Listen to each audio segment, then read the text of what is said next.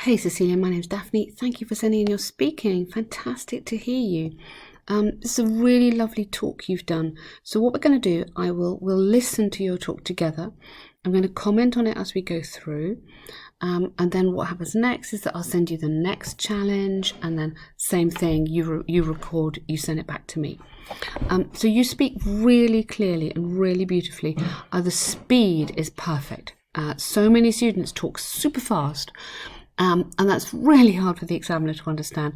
You will do much better doing what you do, which is just clear, and your fluency is lovely, you're keeping going. Some of the word stress, I'm just going to correct for you. Some of the places where we emphasize the words. One that's going to come up in a minute is organization. So practice that one, organization. Stress and that third syllable, zation. So that's quite important, just to keep the word stress in the right place.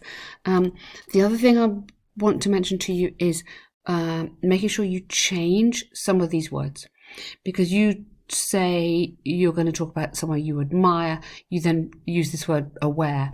So immediately change these. It's the same as if you're doing an essay and you want to paraphrase. It's exactly the same. You just got to do it a bit quicker.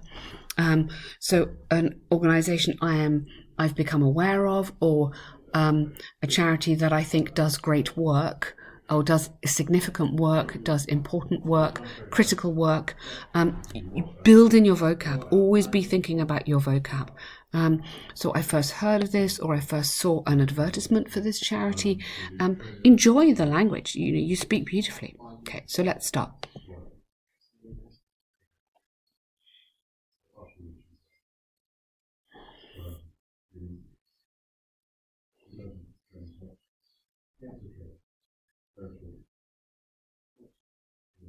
Okay, so technically, so a charitable organisation, if you listen to how I said, a charitable organisation that I would like to talk to you about, or I love that bit, I like to talk to you about, is, not it is. You don't need to repeat the subject, which is it.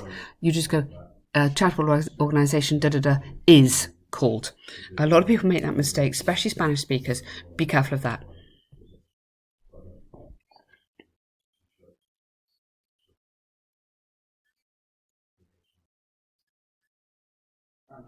Okay, so became aware of. So change that bit as well.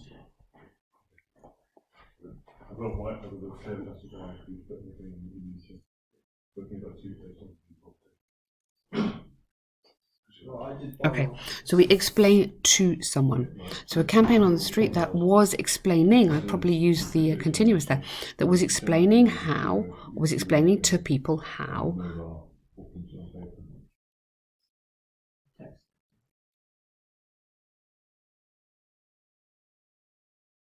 Mm-hmm.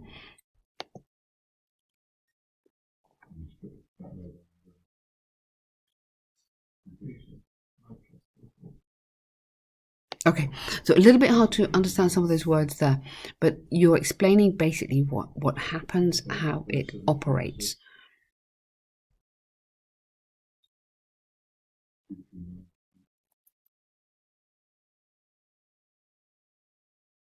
Okay, so develop this a bit more, because I think it's a tiny bit short. I didn't actually time the 2 minutes.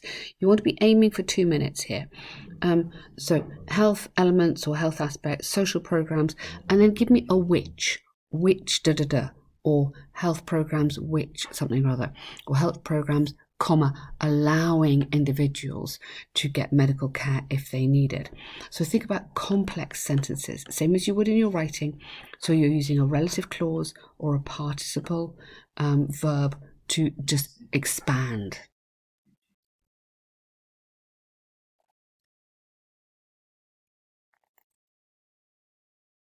Mm-hmm.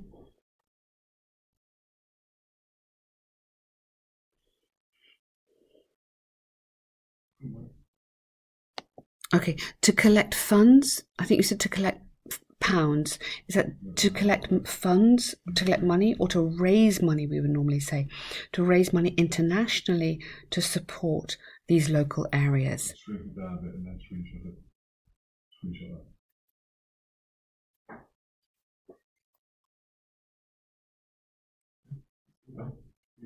Okay, so how you could change this is to come at it from a different way. So you could use one of these. These are really to help you. So the final point I'd like to make is that the work of this charity has impressed me so much because they are able to operate in disaster situations. So you don't have to stick exactly to this. Come away from this. Use some of these to help you. And that will just make your talk sound a little bit more natural.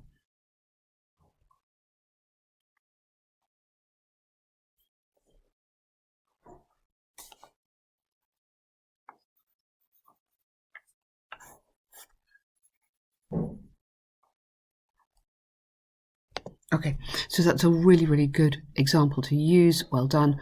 And to respond to a disaster, absolutely the right language. Well done. Okay, so just to sum up on that one, expand a little bit more, use the relative clauses, and use some of these to help you if you want. So structure it.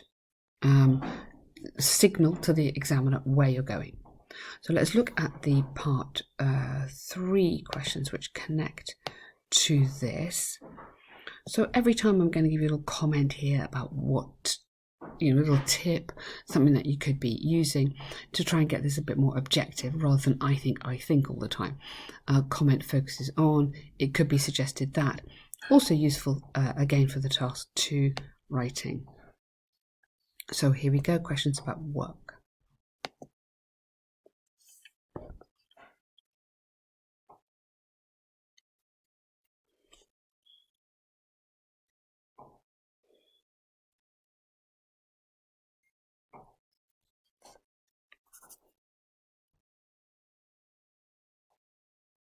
Mm-hmm. Right. Can you put up a testing?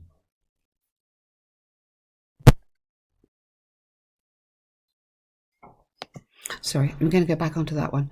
I don't think I can quite rewind that. Sorry. So what I want to say in there is, again, you're talking about the separation of work and home life.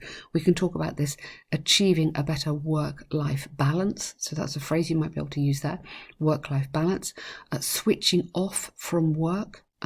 You could say this has been exacerbated, obviously made worse because of the COVID crisis and people working from home. Get in as much vocabulary as you possibly can connected to working from home, the challenges, all that sort of work-life balance, all those vocab pages, or those vocab phrases are really useful. And on our vocab pages, there is a lot of work on this language. I've just recorded a podcast actually on working and careers, so that might be something worth checking out.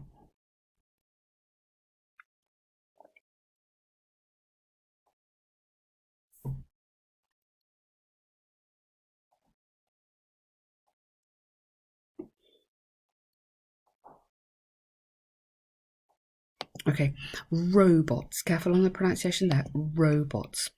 And just here as well, much comment has focused on whether robots will be more powerful. Come away from I think. Come into this more academic structure. It upgrades your answer immediately.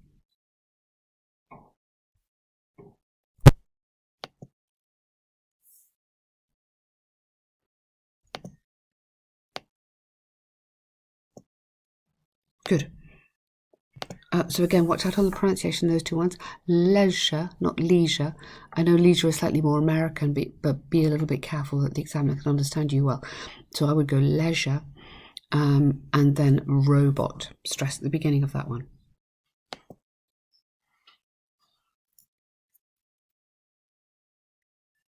Mm-hmm.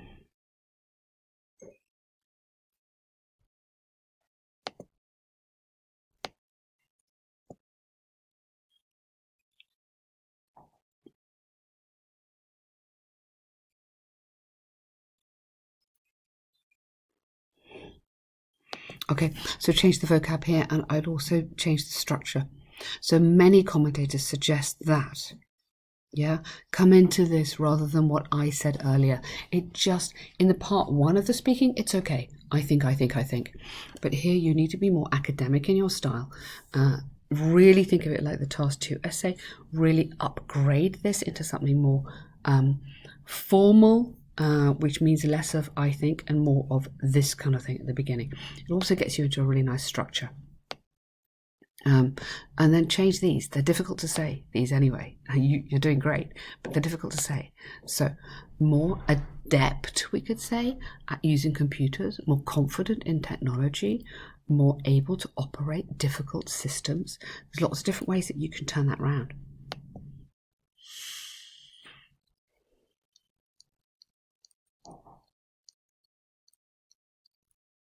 Good point. Yeah, really good point. Well done.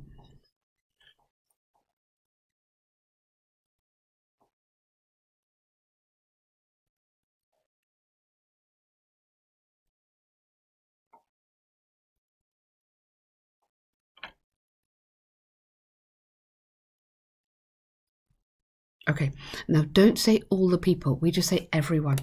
It's a very common error, this all the people around the world. We just say everyone worldwide. Now, it's not saying whether it should be free, it's just saying should it be regulated. So a lot of people say, oh, I can teach you this, this, this, but you have no idea if they're qualified or not. So it's this idea of whether people are well qualified to do the training that they are offering you.